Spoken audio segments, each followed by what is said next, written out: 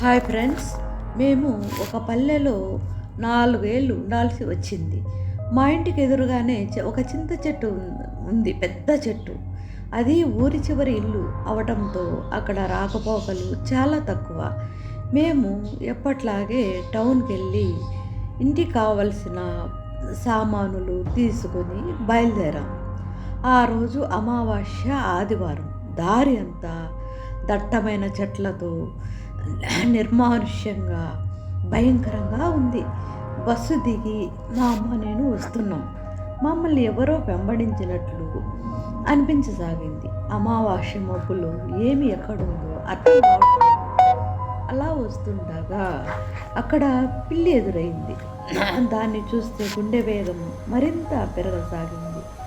మా అమ్మ కూడా అంటోంది, ఏమిటి పిల్లి ఈ టైంలో అనుమానంగా ఉంది అంటోంది. మనం త్వరగా ఇక్కడి నుండి బయలుదేరాలి అంటోంది. అలా గబగబా వెనక్కి తిరిగి చూడకుండా నడవసాగాం.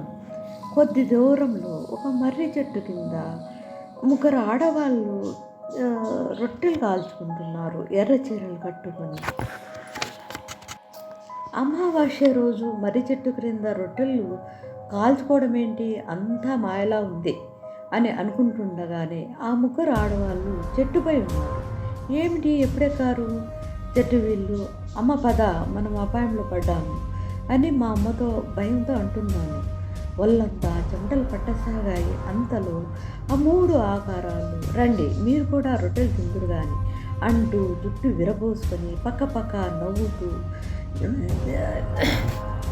భయంకరంగా అరుస్తూ చేస్తున్నాయి.